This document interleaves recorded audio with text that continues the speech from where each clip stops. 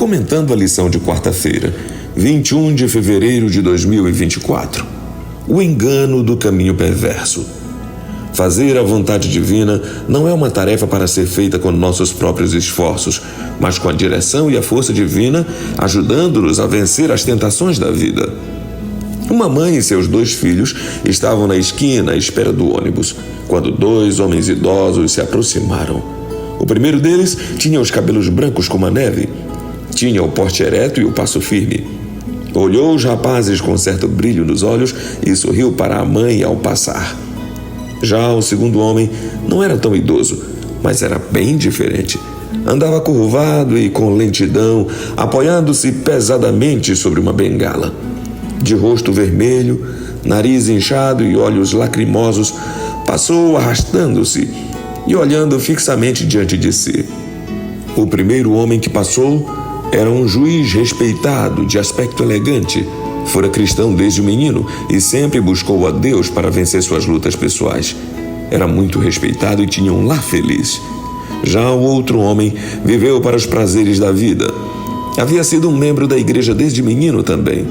No entanto, se afastou dos caminhos de Deus e se envolveu com muitos amigos que tinham vícios e o tentaram a fazer muitas coisas erradas. E ele caiu na senda do mal.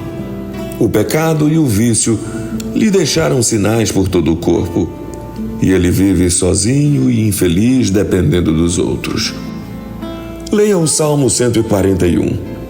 Pelo que o salmista ora?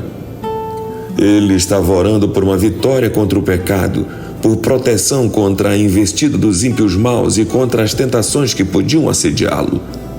Muitas são as lutas de um fiel filho de Deus, porque não luta apenas contra a parte carnal de sua natureza, mas também sua luta é espiritual.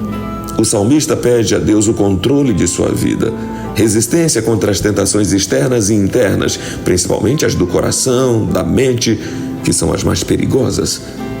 Temos que guerrear contra as tentações de fora para dentro.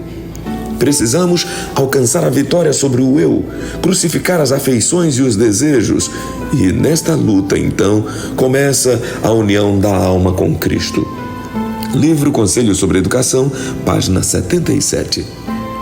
Como o caráter progressivo e astuto da tentação é visto? Leia Salmo 1, verso 1 e Salmo 141, verso 4. O salmista mostra que o coração é tentado de forma progressiva, pois é tentado a apreciar o pecado, a associar-se com os maus e fazer o mal sem perceber. Vencer a si mesmo é a maior batalha. Muitos que já foram derrotados admitiram que, quando começaram a apreciar no coração determinada tentação e não a repeliram, começaram a perder a batalha ali, naquele momento. Nossa meta é andar nos caminhos do Senhor. Mas se nos demorarmos em pensar no pecado, se pararmos no caminho dos ímpios, logo estaremos nos assentando na roda dos escarnecedores. Perceba como é progressivo. Primeiro, admiramos. Depois, pensamos, consideramos, perdemos o medo de nos aproximar. Depois, passamos a ter contato com o pecado. E, por fim, praticamos o pecado que antes parecia tão nocivo, tão repulsivo. O pior é que depois de pecar, a pessoa se sente muito mal porque fraquejou. O salmista pede a Deus o controle, a proteção contra as tentações e pede a Deus que ouça suas orações e o socorra. Que Deus nos abençoe.